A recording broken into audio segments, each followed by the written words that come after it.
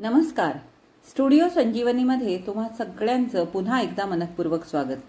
आज मी पसारा ही आसावरी वाईकर यांची कथा वाचणार आहे. आता आपण सुरुवात करू. जरासं टेबल नीट आवरून मग नाश्ता करू म्हणजे आपल्याला स्वतःलाच जरा तरी फ्रेश वाटेल असं मनात येऊन आवरायला सुरुवात करताना डायनिंग टेबलवरचा मिठाईचा बॉक्स ठेवायला गोदरेजच्या कपाटासमोर जाऊन दार उघडलं तशी सुजाता भानावर आली. छा, काय वैताग आहे सगळा.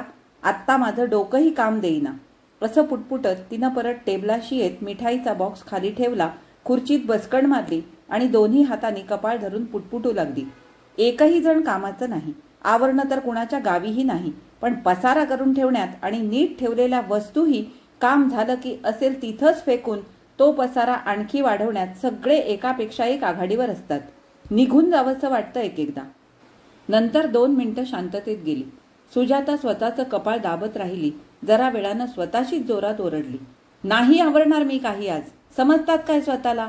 कळू दे सगळ्यांना नेटकेपणाची आणि माझी ही किंमत. काय वाटेल ते हो. आज फक्त लोळून दिवस काढणार मी. एक कण म्हणून आवराआवरी करणार नाही. आज सकाळी या नेहमीच्याच पसारा प्रकरणावरून नवऱ्याशी आणि मग मुलांशीही चांगलीच खडाजंगी झाली होती. आजच्या दिवसाची सुरुवातच नितीननं पसारा घालून केली होती, जो अर्थातच आवरायला तिलाच लागणार होता. सुजू, ए सुजू, अगं माझा फोल्डर कुठं ठेवला आहेस?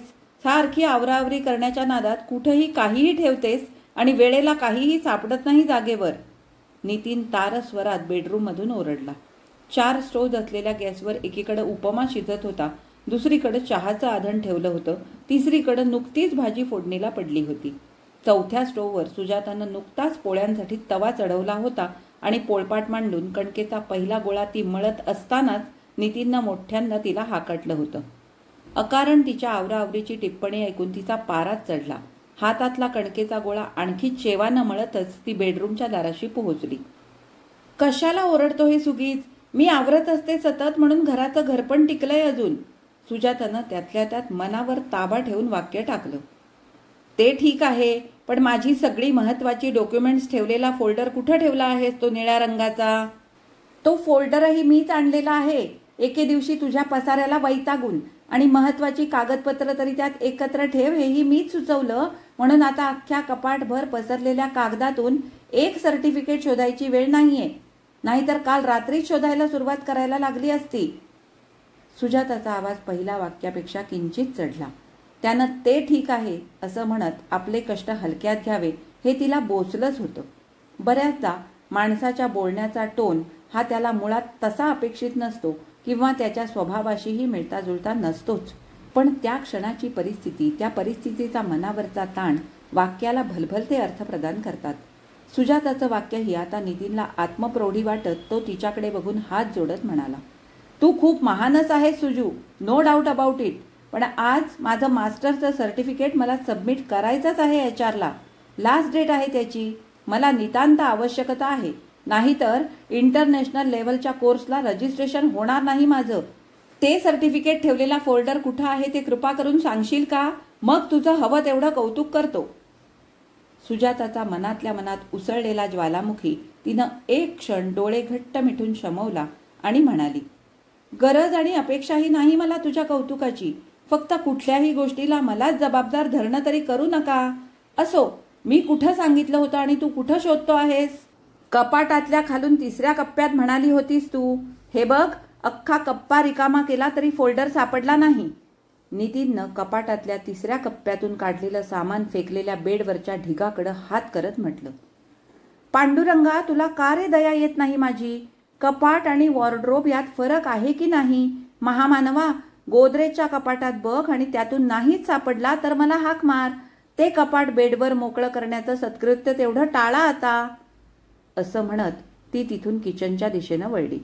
इथं थांबलं तर आपल्या संयमाचा आणखी कडेलोट होणार हे ओळखून तिनं तो सगळा पसारा नजरेआडच केला.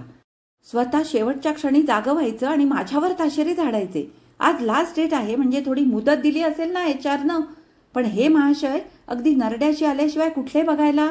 वर मलाच महान म्हणून गिल्ट द्यायचा, टिंगल करायची, पण स्वतःचा बेशिस्तपणा, गलथानपणा काही दिसत नाही स्वतःच्या डोळ्यांना.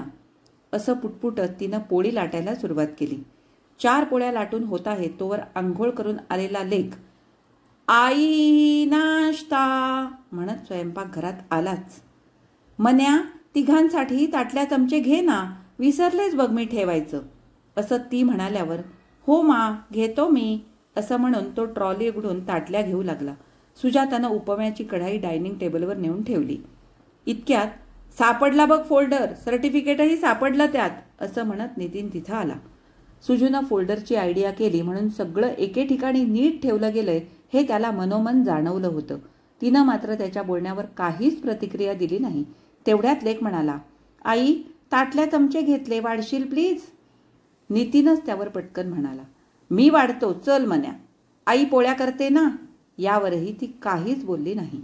नितीननं बाहेर येत तिन्ही ताटल्यात उपमा वाढून घेतला आणि तू सुरू कर, मी लिंबाचं लोणचं आणतो, असं लेकाला म्हणून तो परत स्वयंपाकघरात आला. सुजाताच्या गळ्यात मागून हात टाकत सॉरी म्हणत हातांची पकड घट्ट करत डोक्याला डोकं भिडवून हलकंसं घासलं आणि कट्ट्यावर कडेला ठेवलेल्या छोट्या प्लॅस्टिकच्या रॅकमधली लिंबाच्या लोणच्याची बाटली घेऊन तो बाहेर गेला. नाही म्हटलं तरी सुजाता मनोमन सुखावली. त्याला बिचारायला वेळच कुठं आहे.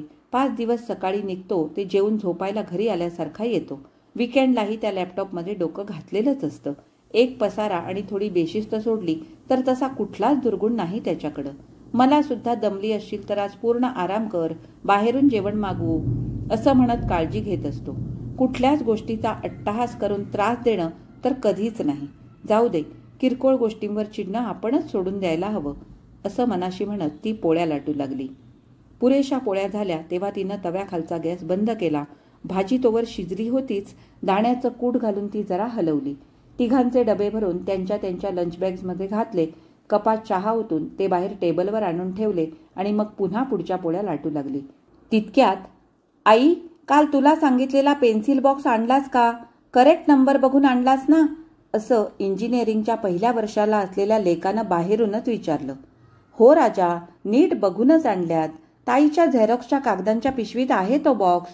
ती पिशवी हॉलमध्ये कॉर्नर टेबलवर आहे बघ, असं सुजातानं तव्यावरची पोळी उलटत सांगितलं. लेकीच्या कॉलेजच्या कसल्या तरी कागदांच्या झेरॉक्स काढून आणता आणता कालच तिनं तो पेन्सिल बॉक्सही आणला होता आणि पिशवी कुठं ठेवली आहे हेही तिला नीट आठवत होतं. तरीही 5-1 सेकंदातच लेकानं मोठ्यांदा म्हटलं, तिथं नाहीये आई पिशवी, नक्की कुठं ठेवली आहेस? अरे तिथंच ठेवली होती, सुजातानं पुढची पोळी तव्यावर टाकत म्हटलं.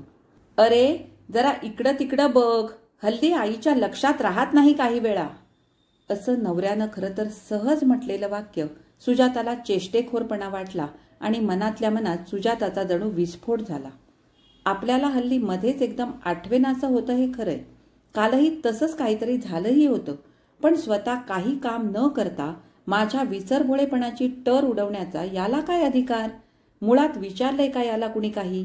स्वतःचा वाचलेला पेपर बसल्या जागी. मोबाईलचा चार्जर हा निघताना मी शोधून द्यायचा. लॅपटॉपचा चार्जर 2दा ऑफिसमध्ये विसरलाय म्हणून त्याचे एकूण 3 चार्जर सध्याच्या घडीला घरात आहेत. बरं, माझ्यासारखी डोक्यावर बर्फ ठेवून नवरा मुलांची उस्तवारही करायला लागत नाही. जेवणाचं ताट आयतं हातात येतंय. नोकरी करून यायचं इतकं एकच व्यवधान, तरी अकारण माझ्यावर ही फुकटची टिप्पणी.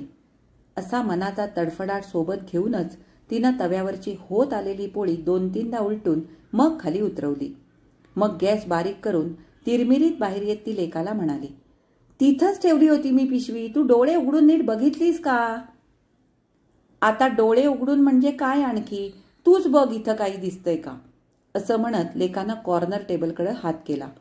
तिथं नक्षीदार लॅम्प आणि फोनच्या युनिटशिवाय काहीच नसलेलं बघून सुजाता एकदम गप्पच झाली. काल दार उघडतानाचा फोन वाजत होता म्हणून आपण टेबलकडे धावलो आणि हातातली पिशवी तिथंच ठेवत फोन घेतला. शिवाय नंतर ती पिशवी तिथून हलवली नाही हे तिला चांगलं आठवत होतं. सुजातानंच हॉलमध्ये सभोवार नजर फिरवली पण कुठंच त्या पिशवीचा मागमूस नव्हता. आई ग, मिरची चावली. काय ग आई, किती मिरच्या घालतेस? असं डायनिंग टेबलवर बसून नाश्ता करणारी कन्यका ओरडली तशी सुजाता पिशवीचं विसरून तिच्यावर डाफरली. पदार्थात चवीला मिरची सगळे घालतात, मी एकटीच घालते असं नाहीये. खाणाऱ्यानं डोळे उघडे ठेवून मिरच्या बाजूला काढायच्या असतात. तेवढ्यात नवऱ्यानं लेकीचा पुळका येऊन तिला पाण्याचं भांडं पुढे करत, असू दे आता, पाणी पी घोटभर आणि उपमा संपव पटकन, कॉलेज बस चुकेल नाही तर, असं म्हटलं. नवऱ्याच्या त्या कृतीचा त्या क्षणी आपल्याला दुर्लक्षायचा उद्योग असा अर्थ घेत खवडून सुजाता म्हणाली, माझं सगळं चूक, मी बोललेलं ऐकूनही घेत नाही कुणी नीट, तर त्यावर विचार करायचा प्रश्नच नाहीये, शेवटी मीच गाढव. अगं असं नाहीये सुजू, नवरा प्रेमळ सुरात म्हणाला. त्यावरती काहीतरी खरमरीत उत्तर देणार इतक्यात लेक ओरडला, आई लवकर सांग ना, पेन्सिल बॉक्स कुठं आहे ते, लेट होतोय मला. अरे त्या पिशवीतच होता राजा, असं म्हणता म्हणता सुजाताला काहीतरी शंका येत ती लेकीकडे मान वळवत म्हणाली, चिनू तू तुझे झेरॉक्सचे कागद घेतलेस का? लेक उपमा भरलेला चमचा तोंडात घालत म्हणाली, हो काल रात्रीच घेऊन बॅगेत पण ठेवले, आज कॉलेजमध्ये लागतील मला ते. मग कागद ज्यात होते ती पिशवी कुठं ठेवलीस? सुजाताचा सूर चढला. लेक तितक्याच थंडपणे म्हणाली, आय डोंट नो, म्हणजे असेल तिथंच कुठंतरी. कुठंतरी म्हणजे कुठं? तू घेतलेली पिशवी तू कुठं ठेवलीस हे तुलाच आठवत नाही? तिथंच कुठंतरी असेल हे उत्तर झालं का? सुजाता आता अनावर संतापाने ओरडली. मा प्लीज, काय इश्यू करतेस एवढ्याशा प्लॅस्टिकच्या पिशवीचा? लेकीनं पुन्हा एकदा उपमा भरून चमचा तोंडात घालत म्हटलं. इश्यू? मी इश्यू करते? तसल्या प्लॅस्टिकच्या 50 पिशव्या आहेत घरात, पण मी शोधते त्या पिशवीत मण्यासाठी आणलेला पेन्सिल बॉक्स आहे म्हणून विचारते. आणि काय ग, इतका वेळ आम्ही त्या पिशवीविषयी बोलतोय आणि तू निर्लज्जपणे नुसती ऐकत बसली आहेस? पिशवी मी तिथून उचलली आहे हे काही तुझ्याच्यानं तोंड उघडून सांगणं झालं नाही. शर्थ आहे बाई, शर्थ. सुजाता पार टिपेच्या सुरात ओरडली. जाऊ दे, आता कळलं ना पिशवी तिथं नाहीये ते, नितीन सामोपचाराच्या सुरात म्हणाला. पण नको तिथं त्याचा सामोपचार न पटून सुजाता त्याच्याकडे बघत ओरडली, तू मध्ये मध्ये फक्त काड्या टाकायचं काम करू नको. चेष्टेवारी नेण्यासारखी गोष्ट नाही ही. पिशवी तिथं नाही हे कळलं, पण कुठं आहे ते कळलंय का ते सांगतेय का ती? अगं जाईल कुठं, असेल तिथंच आतल्या रूममध्ये, असं सुजाताला म्हणून लेकाकडे वळत तो म्हणाला. तू जा रे, बघ ना जरा आतल्या खोलीत. लेक घाईनं आतल्या खोलीत पळाला, पण सुजाता संतापून म्हणाली, इथंच असेल तिथंच असेल ह्याला काय अर्थ आहे? आणि इतका वेळ चर्चा चाललीये तरी ही अंबाबाई ढिम्म बसली इथं. स्वतः उचलली आहे वस्तू आणि दुसरी शोधतायत तर सांगायला नको का तोंड उघडून? आयुष्याला शिस्त नको का काही? जगण्या वागण्याचं भान नको का काही? आई प्लीज, एकदम रूल्स ऑफ लाईफकडे कशाला चालली आहेस? नाही लक्षात आलं माझ्या तुम्ही काय बडबडताय ते. मी दुपारच्या एक्झामच्या थिंकिंगमध्ये बिझी होते. कन्यका खांदे उंचावत पण अगदी थंड सुरात म्हणाली. त्या सुरानं सुजाताच्या मनात क्षणभर आपण अकारणच काहीतरी बडबडतोय का असं वाटून अपराधी पण दाटून आलं. पण पुढच्या क्षणी वास्तवाचं भान परतून येत ती ओरडली, पण कान बंद होते का तुझे? बाईला एका वेळी 50 व्यवधानं सांभाळावी लागतात, तेव्हा कुठं संसार होतो? इतक्या सोप्या नसतात गोष्टी. आणि इथं साधं स्वतः घेतलेलं स्वतः सांगायला हवं इतपत जाणीवही नाही तुम्हाला? ह्या सुजाताच्या वाक्यावर आई प्लीज आत्ता नको की तुझं लेक्चर, असं लेकीनं म्हटल्यावर संतापाची लहर अंगभर उसळून येत सुजाता काहीतरी बोलणार इतक्यात लेक त्यांच्या रूमच्या दाराशी येत म्हणाला, आई पिशवी सापडत नाहीये, तू हेल्प कर ना जरा शोधायला प्लीज. राग गिळत सुजातानं लेकीकडे पाठ फिरवली आणि ती मुलांच्या खोलीत शिरली तसं मात्र त्या गिळलेल्या रागाचं शतपट वेगानं कारंज उडालं. काय अवस्था रे खोलीची, जरा तरी लाज लज्जा. उद्या उकिरड्यात सोडलं तुम्हाला तरी तिथंही निवांत लोळाल तुम्ही. आपण घाणीत आहोत याची जाणीवही होणार नाही तुम्हाला. खरं तर याच वयात इतकी आध्यात्मिक उंची गाठली आहे ना तुम्ही. मीच पापी जीव आहे. घाण स्वमधला फरक, तो द्वैतभाव काही विसरता येत नाहीये मला. अद्वैत साधणं या वयातही साधत नाहीये, जे तुम्हाला मात्र आत्ताच जमलंय. परमेश्वरा, या 3 पुण्यवंतांच्या नशिबात माझ्यासारख्या पापी जीवाला कशाला रे बाबा घातलंस? असं ओरडत सुजातानं कपाळावर हात आपटला. शेजारीच उभा असलेला लेक तिच्या खांद्यावर हात ठेवत मऊ आणि किंचित भित्र्या सुरात तिला म्हणाला, आई बस चुकेल ग माझी, पेन्सिल बॉक्स शोधूया का आपण आधी? लेकराच्या त्या प्रेमळ सुरानं सुजाताच्या डोळ्यात टचकन पाणी झालं. सगळा राग विरून जात, हो राजा ये बघूया इथंच असेल कुठंतरी, असं म्हणत तिनं डोळ्यातलं पाणी आवरलं आणि अख्ख्या भिंतीला करून घेतलेल्या मोठ्या कपाटाकडे जात त्यातल्या मुलांच्या पुस्तकांच्या खणाचं दार उघडलं. तिथला अनागोंदी कारभार बघून तिच्या संतापाची कळ पार मेंदूत गेली. लेकाच्या ते लक्षात आल्यावर तोच चाणाक्षपणे पुढं होत म्हणाला, इथं मी बघतो आई, तू टेबलवर शोध. त्या कपाटातल्या पसारात हात घालायची सुजाताची इच्छा नव्हतीच. ती झरकन तिथून कोपऱ्यातल्या टेबलाकडे वळली. टेबलावरही घसामान लढाईत धारातीर्थी पडलेल्या अफाट सैन्यासारखं बरंच सामान छिन्न विछिन्न अवस्थेत पसरलेलं होतं. दात ओठ खात सुजातानं संतापानं डोळ्यात पुन्हा गोळा झालेलं पाणी आवरलं आणि त्या सामानातून ती कालची पिशवी शोधू लागली. लेक आणि ती दोघांच्याही हाती पिशवी लागली नाही. आता कुठं शोधावं या विचारात ती दोघं असतानाच तिच्या कन्यकेनं घाईनं रूममध्ये प्रवेश केला.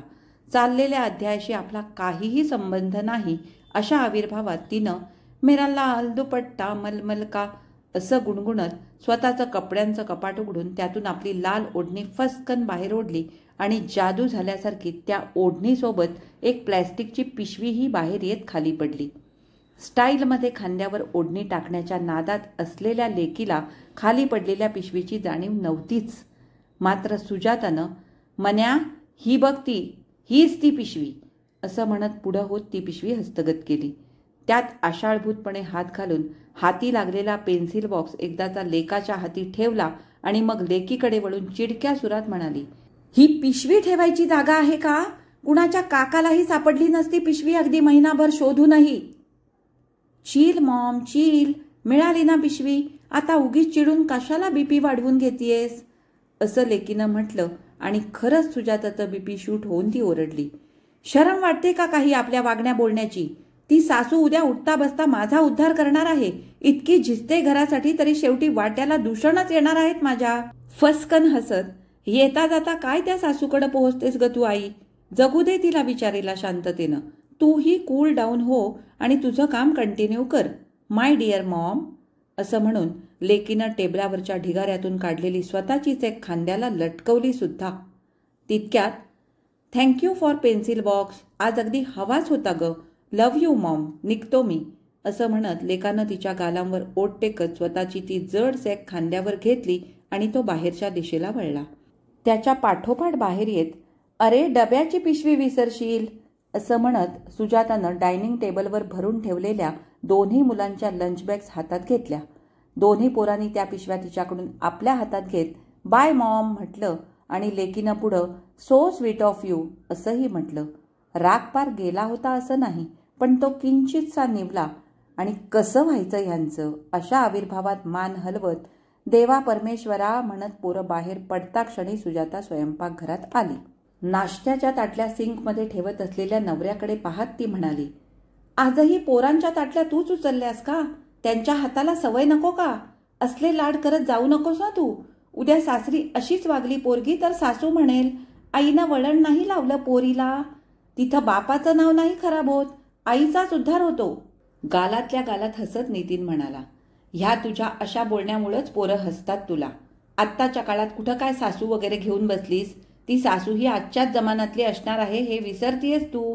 तिचीही पोरं अशीच धावत पळत मोठी होत असतील. ती घेईल समजून सुनेलाही. तू नाही का घेणार तुझ्या सुनेला समजून? सांग बरं.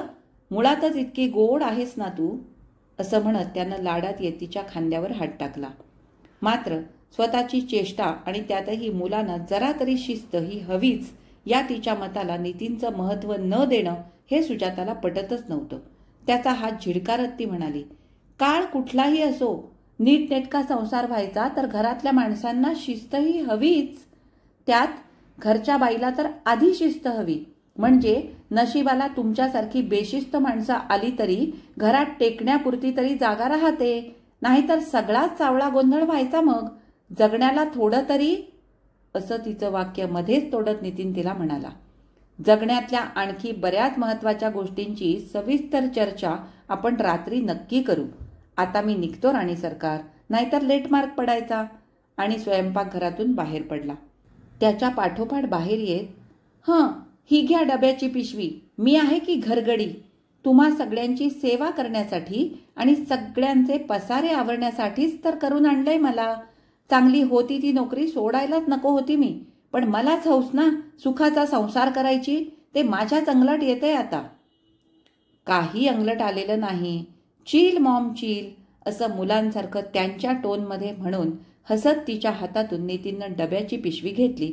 मग त्याच्या सवयीनुसार चल निघतो, संध्याकाळी भेटू, असं म्हणत तिच्या गालांवर अलगद ओठ टेकून तो घाईनं निघाला सुद्धा. आज मात्र रागातच सुजातानं हातानं फरकन गाल पुसला आणि दार लावून घेऊन ती परत स्वयंपाकघरात उरलेल्या कामाचं बघायला निघाली. तिचं मन चरफडत होतंच. आपल्या आई वडिलांना असलं बेशिस्त वागणं खपलं असतं का? आणि त्यानं असं उलटून चील फील म्हणणं तर बाप जन्मी शक्य नव्हतं. त्यांचे नुसते वटारलेले डोळेच आम्हाला लाईनवर आणायला पुरेसे असायचे. त्यांचे डोळे मोठे झाले म्हणजे आपण नक्की काहीतरी माती खाल्ली आहे हे आपापलंच समजून घेऊन आम्ही लगेच चूक सुधारायला पाहायचो. आणि इथं चूक बी गावीच नाही कुणाच्या. सरळ सरळ माझीच चेष्टा करतात आणि ज्या बापाचा घरात धाक हवा तो तर माझी चेष्टा करताना सगळ्यात पुढं. खरंच भविष्य फार अवघड आहे या पोरांचं. काळ वेगवान झालाय. सगळीच गणितं, बऱ्याच गोष्टींच्या व्याख्या बदलून गेल्यात हे खरं आहे. तरीही काही गोष्टी कटाक्षानं अंगी बाणायला नकोत का? कितीही उच्च शिक्षण आणि करिअर असलं तरी जगण्याला शिस्त नसेल तर कशालाच अर्थ नाही. असेच उलट सुलट विचार डोक्यात घोंगावत असतानाच तिनं स्वयंपाकघरातलं काम आवरलं आणि ती नाश्ता करायला डायनिंग टेबलाशी आली. नाश्त्याआधी टेबल जरा आवरताना मिठाईचा बॉक्स घेऊन गोदरेजच्या कपाटाजवळ गेली तसा मात्र तिला स्वतःच डोकं काम करत नसल्याचा उलगडा झाला. जाऊ दे, आज काहीच बघायचं नाही, आधी नाश्ता करू, असं स्वतःशीच म्हणत रागारागातच तिनं टेबलवर ताटलीत झाकून ठेवलेला उपमा समोर घेतला. फसकन समोरच्या छोट्या बरणीचं झाकण उघडून डाळ्याची चटणी वाढून घेतली आणि रागानंच गपागप उपम्याचे गोळे गिळायला सुरुवात केली. उपमा संपला हे चमचा ताटलीवर खणखण वाजला तेव्हा तिच्या लक्षात आलं.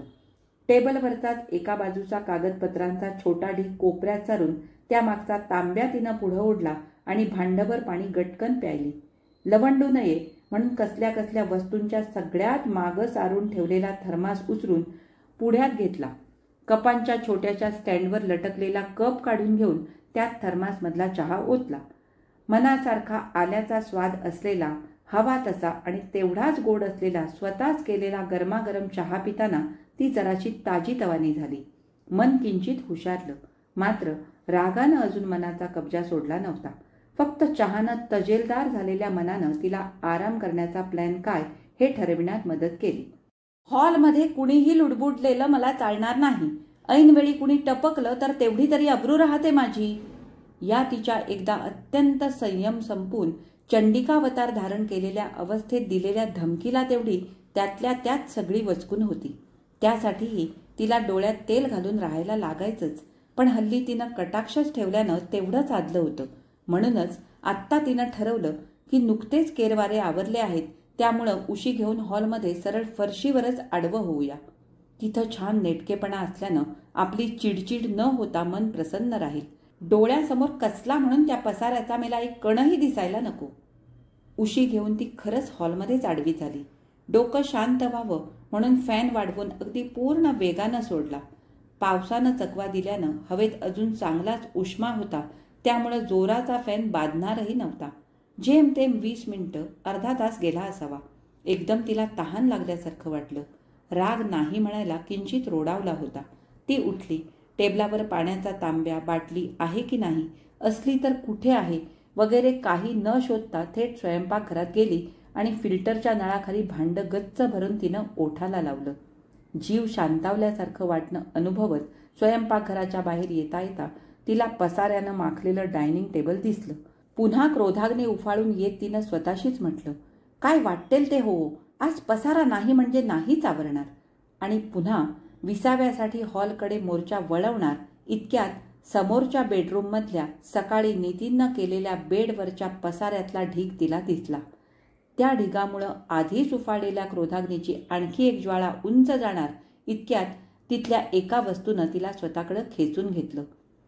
आनंद ओसंडणारा चेहरा, समाधानानं ओथंबलेले डोळे, या अवस्थेत भारल्यासारखी बेडजवळ जात तिनं कसल्या कसल्या वस्तूंच्या त्या ढिगातून नाजूक साजूक लेसतं ते छोटंसं बंडल उचलून घेतलं आणि ते न्याहाळताना ती मनोमन सुखावली. अय्या, चिनूच्या फ्रिलच्या फुल स्कर्टसाठी हेच तर शोधत होते मी. आज त्या फुल स्कर्टच्या एकनेक फ्रिलला जर ही लेस लावून पूर्ण केली तर कॉलेजमधून आल्यावर काय हरखेल गौराबाई. असा इसाळात्मक विचार मनात येता क्षणी सुजातानं समोरचं कपाट उघडून त्यातल्या स्विंग मशीनचा गड्डा बाहेर काढला. डोळ्यात त्या फ्रीलमय स्कर्टचं स्वप्न घेऊनच ती हॉलमध्ये आली. स्टूल प्लग पॉइंट जवळ ओढून घेत त्यावर तो शिवणयंत्राचा गड्डा ठेवला. डाव्या हातात धरून आणलेली त्याची मोटर त्याला जोडली आणि प्लग पॉइंटमध्ये तिचा प्लग खुपसला. परत आत जाऊन बेडवरच्या त्या भव्य ढिगातून चिनूच्या फ्रिलच्या फुल स्कर्टचं बेदकाम असलेली पिशवी ती हिरिरीनं शोधू लागली. आधी शिवणकामाची पिशवी आणि त्यातून एकदाची चिनूच्या फुल स्कर्टचं बेदकाम ठेवलेली पिशवी हस्तगत झाली तशी रणांगण जिंकून उजळ माथ्यानं ध्वज फडकावत आलेल्या एखाद्या नरवीराच्या आवेशात सुजाताबाई साहेब ती पिशवी घेऊन बाहेर हॉलमध्ये आल्या.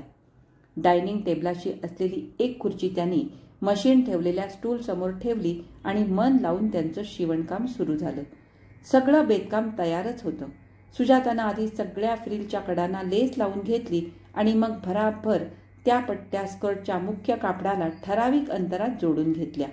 स्कर्टचा मुख्य भाग तयार झाल्यावर वरच्या भागात मुद्दाम जास्त मार्जिन ठेवलेलं कापड दोनदा फोल्ड करून सगळ्या फ्रिल्सचं वजन पेलावं अशी चांगली दणकट नेफापट्टी तयार केली. मग त्यात ब्रॉड इलेस्टिक होऊन ते ताणून त्यावर टिपा मारल्या आणि शेवटी स्कर्टची कड शिवून शेवटाला 2-3 उलट सुलट टिपा मारत शिवण लॉक केली. काम पूर्ण झालं तसं तिनं कात्रीनं धागा कापला आणि उभं राहत तो स्कर्ट जोरात झटकला. शिवताना अर्धवट राहिलेले कापावे लागलेले किरकोळ धाग्यांचे तुकडे खाली पडले आणि तिनं उंचावलेल्या हातात धरलेला तो स्कर्ट अगदी नेटका शिवला गेल्याचं जाणवताच सुजाताला मनोमन आनंद झाला. हात खाली करत तो स्कर्ट तिनं गालाशी लावला. भावनांचे किती किती पदर दाटले होते त्या क्षणात. आपण स्वतः निर्मिलेलं काहीतरी, तेही आपण जन्म दिलेल्या लाडक्या लेकीसाठी इतकं सुंदर प्रकारे तयार झालेलं पाहतानाचा तो आनंद होता. सृजनाच्या आनंदासोबत लेकीसाठी उरात दाटून आलेल्या मायेचाही स्पर्श त्या आनंदाला होता. डोळ्यांसमोर लेकीनं तो स्कर्ट घातल्यावर तिचा फुललेला चेहरा तिच्या डोळ्यांसमोर येत होता. त्या क्षणी लेकीच्या डोळ्यात दिसणारे नवीन ड्रेसचा आनंद, आपल्या आईनं इतकं छान काहीतरी आपल्यासाठी शिवल्याचा आनंद आणि आईसाठी दाटून आलेलं प्रेम, हे सगळे भाव तिला आत्ताही दिसत होते. अचानक तिला आठवलं, विकतच्याला माया कुठून असणार ग, असं तिची आई तिला म्हणायची. आईनं शिवलेल्या ड्रेससारखे विकतचे ड्रेस तिला आरामशीर बसायचेच नाहीत. मग आई ते उसवून टीप मारून द्यायला लागली की हे वाक्य यायचं. मात्र आज तिला त्या वाक्याच्या अर्थाचा एक वेगळा पदर दिसला. आपण स्वतः कष्ट घेऊन एखाद्यासाठी काहीतरी करणं आणि 4 पैसे टाकून विकत घेतलेलं एखाद्याला देणं, ह्यात फरक हा असणारच. स्वतः काहीतरी करताना त्याला जोडली जाणारी मायेच्या भावनेची किनार विकतच्याला कुठून येणार. गालाशी धरलेला तिनं लेकीसाठी शिवलेला फुल स्कर्ट सुजातानं आणखी घट्ट जवळ घेतला. काही क्षण मनोमन ते सुख साठवून घेतलं आणि मग हवेवर तरंगल्यासारखी मुलांच्या रूमकडे गेली. तिथं चिनूच्या कपाटातून एक हँगर काढला आणि आल्या आल्या तिला दिसावा म्हणून वॉर्डरोबचा दरवाजा उघडण्यासाठी असलेल्या कडीला तो अडकवून ठेवला. खोलीभर नजर टाकताना सकाळी बघितलेलं ते पसाऱ्यानं गजबजलेलं टेबल दिसलं तसं तिनं हातासरशी ते आवरून टाकलं. दोघांची कपड्यांची कपाटं उघडून बघितली. ती बरीच चांगल्या अवस्थेत होती. सुजाताच इस्त्री करून आलेले त्यांचे कपडे जागेला ठेवत असल्यानं वरचेवर त्याकडे तिचं लक्ष असायचंच, त्यामुळे ती फार विस्कटलेली नव्हती. मात्र त्यांच्या पुस्तकांचा अख्खा खण तिनं उघडला तसं तिला आवरायला कुठून सुरू करावं हेच कळेना झालं. अलीकडे मुलं खरं तर तिनं आवराआवरी केली की ओरडायची. आम्ही आमच्या खुणेनं पुस्तकं वह्या ठेवलेल्या असतात, तू गठ्ठे करताना ते सगळं उलटं पालटं करून टाकतेस आई, कुणी सांगितलंय तुला आवरायला, वगैरे वगैरे. पण यावेळी त्या कपाटाची इतकी दुरावस्था होती की तिनं मनाशी निश्चय केला की आज कितीही उशीर होऊ दे, हा पसारा आवरायचाच. काय हे, किमान आपण ज्यातून शिकतो ती वह्या पुस्तकं नीट अवस्थेत ठेवायला नकोत. सरस्वतीचे आशीर्वाद कसे राहतील अशा तिच्या अवमानानं. अगदी मन लावून तिनं त्या कपाटातल्या एक एक कप्प्यातलं सामान खाली काढलं. मग तो झाडून पुसून घेतला. खाली वर्तमानपत्राचा कागद घातला आणि सगळी पुस्तकं एकत्र, वह्या एकत्र, फाईल्स एकत्र, फोल्डर्स एकत्र, रबर, पेनं, पट्ट्या, pencils, sketch pens, splatter, punching machine, sellotape हे एका बाजूला एकत्र. सुट्टे कोरे A4 शीट्स आणि आखीव ताप वेगळे करून त्यांचा एका कोपऱ्यात एक गठ्ठा केला. अशा प्रकारे दोघांचे 2-2 कप्पे आवरल्यावर तिलाच अगदी बरं वाटलं. आता कपाटातला खालचा भाग एक छोटासा कप्पा आवरला की झालं, असं म्हणत तिनं त्यातलं सामान बाहेर काढायला सुरुवात केली. एक वस्तू काढताना एक फोल्डर हातात आला तसं तिला तो उघडल्याशिवाय राहावेनाच. बाहेरून त्यात मुलांचे 2 अल्बम दिसत होते. फोल्डर उघडला तशी अगदी लहानपणीची त्यांची विविध गोष्टीत नंबर मिळवलेली सर्टिफिकेट्स आणि बक्षिसं घेतानाचे, शाळेतल्या गॅदरिंगचे, इतर काही कार्यक्रमांचे अल्बम हातात आले. अल्बमचं एक पान उलटताना मात्र ती जुन्या आठवणीत रमली. ती स्वतःशीच म्हणू लागली, माझं खूप मोठं भाग्य आहे की दोन्ही लेकरं अगदी गुणी आहेत. मुलं एकेका वयात जितपत खोड्या दंगा करेल तेवढ्या त्यांनीही केल्या. एकेका वयाच्या टप्प्यावर पालकांशी बारीक सारीक खटके उडतात, मतभेद होतात, ते आपलेही व्हायचेच.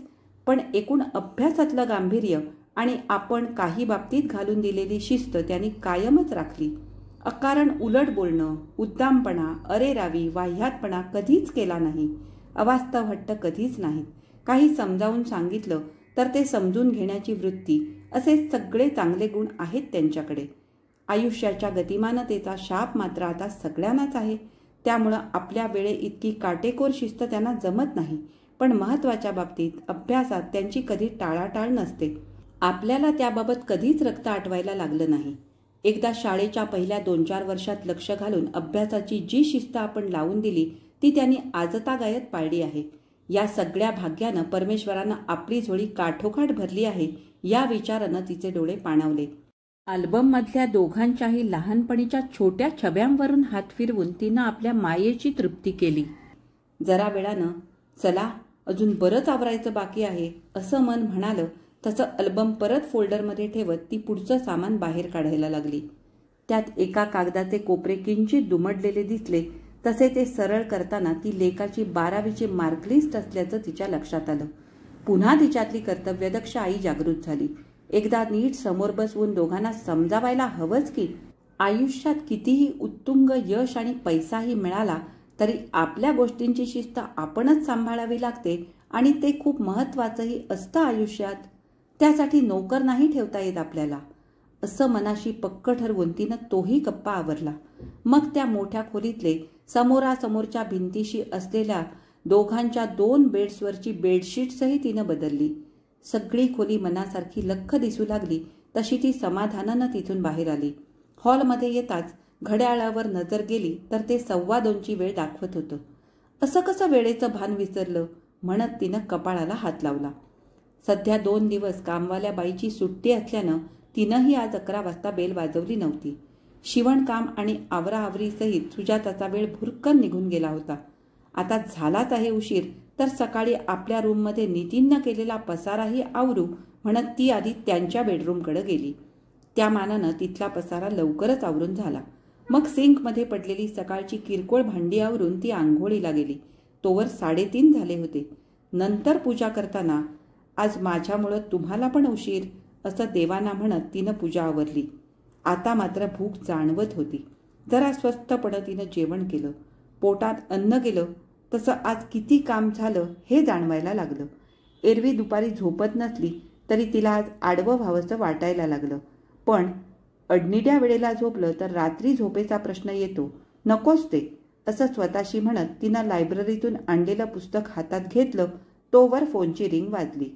तिच्या एका मैत्रिणीचा बऱ्याच दिवसांनी फोन होता त्यामुळं तासभर तरी गप्पा रंगल्या.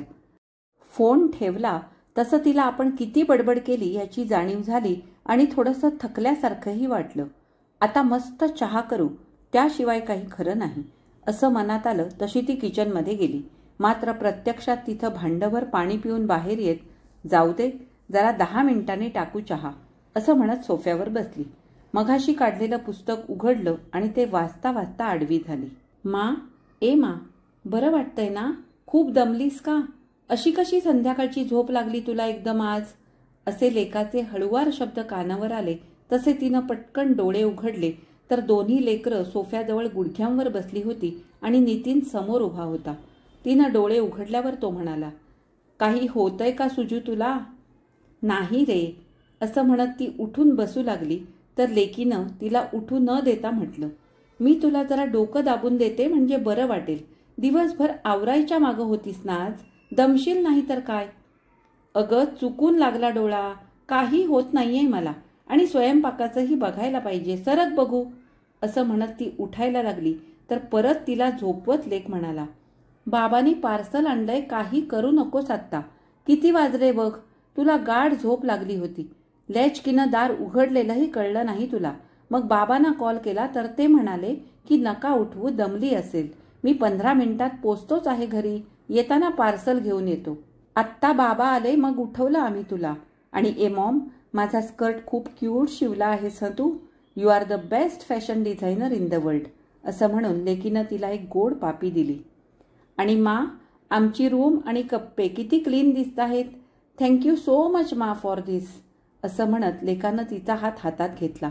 समोर उभं राहून कौतुकानं तिला न्याहाळणारा नितीन म्हणाला, आता जेवायचं का राणी सरकार?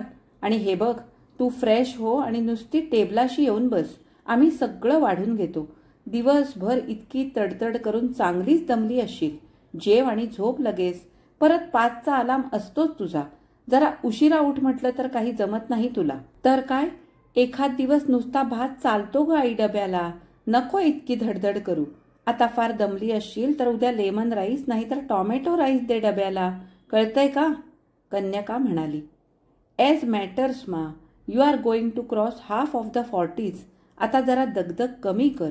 You should take care of your health. तिचा लेक प्रेमळपणे म्हणाला. चला उठा आता, पानं घ्या. मन्या, तू ताटवाट्या घे. चिनू, तू पार्सल उघड बघू. मी 2 मिनिटात आलो कपडे बदलून. सुजू, तू पण ये फ्रेश होऊन. असं नितीन म्हणाला तशी दोन्ही लेकरं ओके बाबा म्हणत शहाण्यासारखी किचनमध्ये पळाली. त्यांच्या प्रेमानं तुडुंब भरलेलं पोट घेऊन तृप्त मनानं उठत सुजाता चेहरा धुवून फ्रेश होऊन यायला बाथरूममध्ये गेली. आवरून डायनिंग टेबलाशी येईतोवर लेकानं टेबलवर ताटल्यांची रांग लावली होती. लेकीनं मनात येतील ती मोठी पातेली, कुंडे घेऊन त्यात एक एक पदार्थ काढून ती भांडी टेबलभर पसरली होती. आणि नितीन हाताला येईल ते डाव, पडी, झारे घेऊन कशातही काहीही घालून वाढायच्या तयारीत होता. तू सध्या 2-3 पोळ्या वाढ आणि 2-2 डाव भाजी, बास. राईस किती घालू साधारण? आणि आई तूप घालते नेहमी राईसवर, ते आण जा आतून. अगं, आणि काउंटरला छान दिसले म्हणून गुलाबजामही आणलेत मी.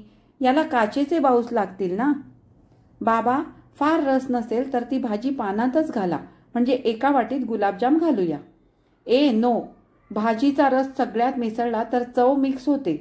असा त्या तिघांचा एकमेकांशी जोरदार संवाद चालला होता. किंबहुना तिघांनी गलका केला होता. टेबलावरचा तो पसारा आणि त्या तिघांच्या डोक्यातल्या विचारांचा पसारा बघून सुजाताचा संयम सुटायच्या बेतात होताच, पण तिला मनानं क्षणार्धात मगाच्या त्यांच्या प्रेमाची आठवण करून दिली. मग स्वतःशीच हसत तिनं स्वतःला समजावलं, चील सुजू चील. तिघही मनानं चांगली आहेत. करायची वृत्ती नाही असंही नाही, पण ह्या प्रकारचं काम कधी पडलं नाहीये त्यांच्यावर, कारण वेळच नाहीये तेवढा त्यांच्याकडं. तेव्हा त्यांना जमेल तसं ती करताहेत. शिस्त, व्यवस्थितपणा, कॉमन सेन्स, निरीक्षण शक्ती, मेंदूचा वापर इत्यादी इत्यादी तुझ्या विचारांचे पसारे ह्या क्षणी तू आवरायला हवेस. काही करायला हवंच असेल तर फक्त सगळ्यामागचं त्यांचं प्रेम, तुझी काळजी घेणं इतकंच समजून घे. त्यांनाही या क्षणाचा आनंद लुटू दे आणि तूही तो भरभरून उपभोग. स्वतःचाच विचार स्वतःला 100 किंवा 200% पटला तसा तिला तिघांच्या संवादाचा आनंद मिळू लागला. त्यांना प्रेमानं न्याहाळताना आपल्या मनात उमटणारं त्यांच्याविषयीचं प्रेमही तिला उमजत होतं. मा, अशी हसताना किती छान दिसतेस बघ. आता अशीच राहत जा. आम्ही उद्यापासून तुला हेल्प करत जाऊ. ह्या लेकाच्या वाक्यानं मनात आलेले अजिबात नको रे बाबा तुमची हेल्प हे शब्द तिनं गटकन गिळले. तोवर कन्यकावदली, ये देखिए हाजिर है आपका मनपसंद खाना. आणि तिनं एक ताट सुजातासमोर ठेवलं. उजव्या डाव्याचं गणित पूर्णच बिनसलेलं ते पान बघून पुन्हा जाणारा तोल सुजातानं सांभाळला. फक्त प्रेम बघ प्रेम असं मनाला बजावत भुवनीचा एक गुलाबजाम तोंडात टाकत तिनं स्वतःचं तोंड गोड केलं. दिस गोड व्हावा याची आज दिवसाच्या शेवटी आपल्याला आलेली अनुभूती आपल्या मनभर व्यापून राहिली आहे आणि ती खूप सुंदर आहे हे मात्र तिला नाकारता येईना. ही कथा इथेच संपली. आजची ही आगळी वेगळी पसारा ही आसावरी वाईकर यांची कथा तुम्हाला कशी वाटली हे मला कमेंट करून नक्की सांगा. आणि आवडली असेल तर लाईक करा, जास्तीत जास्त शेअर करा आणि जर तुम्ही माझ्या चॅनलवर नवीन असाल तर चॅनलला सबस्क्राईब करायला अजिबात विसरू नका आणि सोबतचं बेल आयकॉनही दाबायला विसरू नका. आता आपण भेटू अशाच एखाद्या छानशा कथा वाचनासाठी. तोपर्यंत मी तुमचा निरोप घेते. धन्यवाद.